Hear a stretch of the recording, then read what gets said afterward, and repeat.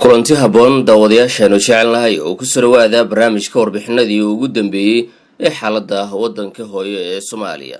barnaamijkan waa mid aan ku soo gudbino wararka siyaasadda, amniga iyo Soomaalida haddii xilligaasi ay taagan yihiin weeyaane. daawadayaal, waxaan ku horeynayaa warbixino xasaasi ah iyadoo ay noo soo socdaan. haddana waxaan ku bilaabi doonaa wararkii ugu dambeeyay qaraxii ka dhacay magaalada Muqdisho oo uu ka badbaaday Cali Yare Cali.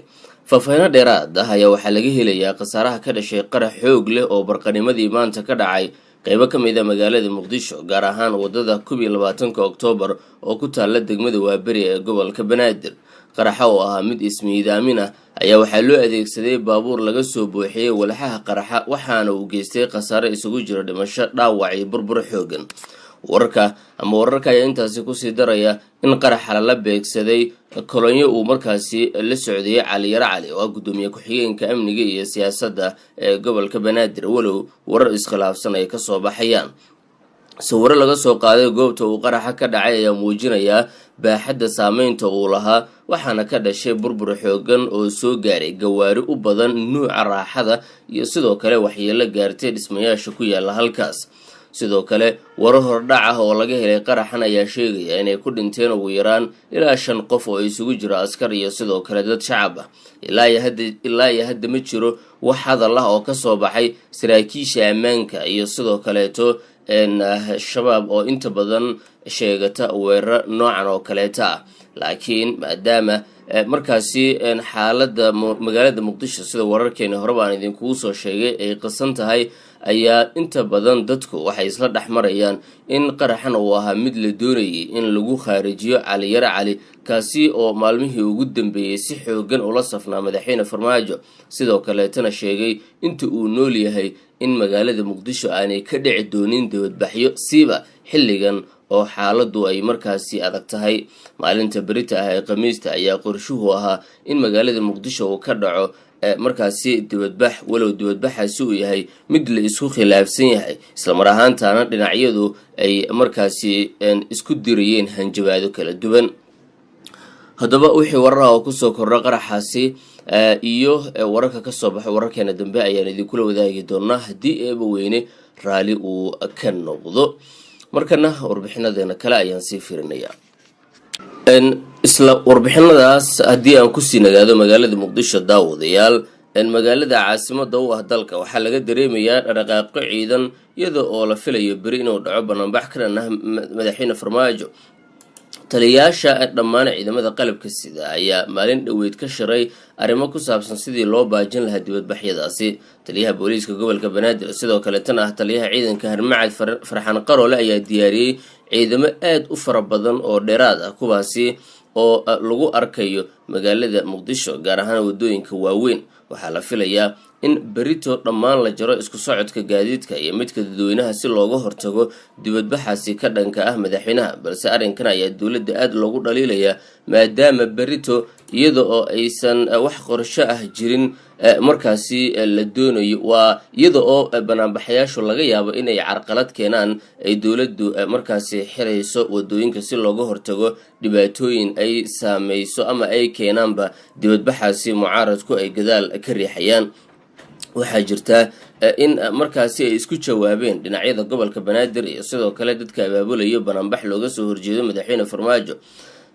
duqa Muqdisho Cumar Filish waxa uu sheegay in banaanbaxaasi aan la qaban karin, waxa uuna tilmaamay in xilligan uusan dhici karin banaanbaxaasi, magaaladana aysan xamili karin, balse dhankooda dadka banaanbaxa abaabulaya waxay sheegeen in dibadbaxaasi ay qaban doonaan.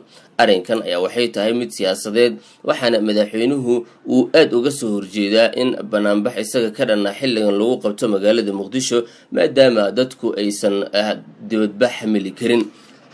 arrimaha la xiriira dibadbaxa iyo waxyaabaha ka soo kordha wararkeena dambe ayaan idinkula wadaagi doonaa haddii eeba weyne raalli uu ka noqdo. fadlan halkan isha ku hay daawade si warbixinadaasi aad ula socotid. markana go-aan ka soo baxay Mareykanka ayaan daawada isla fiirinaynaa ka hor inta aan eegin haddii doorashadu ay dhici weydo ama jadwalkii lagu heshiiyey la dhaqangelin waayo maxaa dhici kara. balse intaasi ka hor warkan ka soo baxay Mareykanka ayaan isla fiirinaynaa. dowladda Mareykanka ayaa ka digtay inay xayiraado la beegsan doonto siyaasiyiinta iyo madaxda Soomaalida haddii dib u dhac kale uu ku yimaado doorashada Soomaaliya oo aan la soo gabagabeynin ka hor 25 Febraayo. Afhayeenka wasaaradda arrimaha dibadda Mareykanka Ned Price oo shir jaraa'id qabtay ayaa ugu horeyn soo dhaweeyay go'aanka ay golaha wadatashiga qaran ku gaareen in doorashada Soomaaliya la soo gabagabeeyo ka hor 25 Febraayo. waxaan ugu baaqaynaa hogaamiyaasha federaalka iyo dowlad goboleedyada inay u hoggaansamaan jadwalka cusub ee la isku raacay isla markaana ay fasaxaan ama ay saxaan qaladaadka ilaa ay hadda hareeyay hoggaanka doorashada ayuu yiri. wuxuu hadalkiisa intaasi ku sii daray doorashooyinka Soomaaliya waxay jadwalkooda kadib dhaceen 1 sano 8 Febraayo waxay noqon doontaa sanad guurada koowaad ee markii uu dhamaaday muddaxileedka madaxweynaha. dowladda Mareykanka waxay diyaar u tahay inay adeegsato aaladaha ay heli karto oo ay ku jirto xayiraado visa si looga jawaabo dib u dhacyo kale ama ficilo kale oo wax u dhimaya sharafta hanaanka. Mareykanka ayaa horey dhowr jeer ugu hanjabay inuu beegsan doono qaswadayaasha Soomaaliya oo xilligaasi uu ula jeeday madaxda maamulada, hase yeeshee weli ficil ma qaadin. si kastaba ila wareejin diblomaasi ah ayaa warbaahinta u sheegay inay markan ka go'an tahay Mareykanka in tallaabadaasi uu qaado. waaxiga hadii uu qaaday hadii kaleba wararkeena kale ayaan idinkugu soo gudbin doonaa. sidoo kale wixii warar ah ee soo kordha markana waxaan fiirinayaa caqabadaha fashilka shirka markaasi la soo gabagabeeyay. hadda hogaamiyaasha siyaasadda ee Soomaalida iyo beesha caalamka oo korjoogteynaysa waxay isku raaceen in la dedejiyo doorashooyinka muddo dhaafka ah. waxa ay soo saareen war isku wada aadan oo yoolka uu ka midaysan yahay ah doorasho degdeg ah la wada aqbali karo, tartanka furan yahay. golaha wadatashiga doorashooyinka ayaa soo saaray jadwal doorasho oo amraya in 40 maalin gudahood lagu soo gabagabeeyo doorashada xubnaha golaha shacabka ah. waa shaqo u baahan degdeg fara badan, haddana ay dhinacyada badan ay indhaha ku hayaan hanaanka maareynteeda xilli kastana laga filan karo isqabaqabsi xagga siyaasadda ah. waxaan eegaynaa 5 arrimood oo doorashada saameyn ku yeelan doona haddii la maareeyana dedejinta qayb ka noqonaya, balse dib u sii dhigidooda ay noqonayso fashil soo degdega oo wajaha jadwalka 40 maalin ah ee ay hadda dhinacyada isku raacsan yihiin. 1. gudiyada doorashooyinka guddoon la'aanta ah iyo maareyntooda. gudiyada doorashooyinku waa kuwa laga sugayo inay ku shaqeeyaan jadwalka la soo saaray ay dhammaan jilayaashu ay hadda isku raacsan yihiin. dhexdooda khilaaf ayaa ka jiray, taasi waxa uu sababay in guddoonkii gudiyada doorashooyinka heer federaal iyo kan xalinta khilaaf meesha ay ka baxaan. wada shaqeynta gudiyada heer dowlad goboleed iyo kan federaalna waa mid dhaawacan, maadaama guddiga heer dowlad goboleed uu yahay mid uu xulay madaxweynaha dowlad goboleedka. waa mid ka mid ah hurgumooyinka ay tahay in si dhug leh mar kale looga fiirsado. inkasta oo ra'iisul wasaare Roble iyo madaxda dowlad goboleedyadu qaybsadeen arrimaha gudiyada, haddana in la dhiso guddoonka gudiyada iskana dhex doortaan oo ay fadhi yeeshaan 40 maalin ay nagu soo wajahan ayaa si weyn indhaha loogu hayaa. haddii maalmahaas lagu dhammaystiro gudiyada waxay ka dhigan tahay jadwalka in la shaqogelin karo. haddiise ay dib u dhacdo waa bilowga dib u dhacyo israacraaci doona.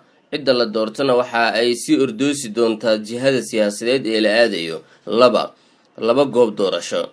tani waa qodobka ugu weyn ee cabsida laga qabo inuu jahwareer ku rido doorashooyinka muddo dhaafka ah, haddana dadban ee keenay lurka badan dhinac kastana saameeyey. Garbaharey oo gada ah iyo magaalada faca weyn ee Beledweyne labaduba waa dhaxtaal siyaasadeed oo haddii ay ka meereystaan Cali Guudlaabe iyo Axmed Madoobe inay ku qabtaan doorashada reebi doonta daahid iyo isla meereysi cusub oo jadwalka iyo doorashadaba dib u dhigi kara. Axmed Madoobe muddo ka badan 130 maalin ayuu la maqan yahay malafka Gado oo ra'iisul wasaare Roble u diray, ayna ahayd in la magacaabo guddoomiyaha Garbaharey oo ay soo gudbiyeen xubno wasiiro ah oo ka socday dowlad goboleedyada xubnaha ka ah dowladda federaalka oo horay xaqiiqa raadin ahaan ugu tagay gobolka Gado. Cali Guudlaabe wali wuxuu ku adkeysanayaa inuu doonayo tegidda Beledweyne ka hor doorashada. xifaaltanka Jowhar iyo Beledweyne iyadana waa albaab furan. 3 safaarada madaxda iyo cabashada habraacyada. siday cadeynayaan 3 ilo wareediyo oo kala duwan madaxda madashooda tashiga waxa ay geli doonaan safarro ay ku tagayaan wadamada daneeya arrimaha Soomaaliya, gaar ahaan kuwa saameynta ku leh dhacdada taagan ee doorashooyinka. qaarkood waa musharaxiin doonaya xilka madaxweynenimo. safaradaasi durba waxaa la dorisayaa in ay dib u dhigi karaan jadwalka oo ay saameynayaan maadaama madaxda dowlad goboleedyadu aysan aqbalayn in iyaga oo maqan doorasho la qabto. 4. habraacyada su'aalaha dul hoganayo.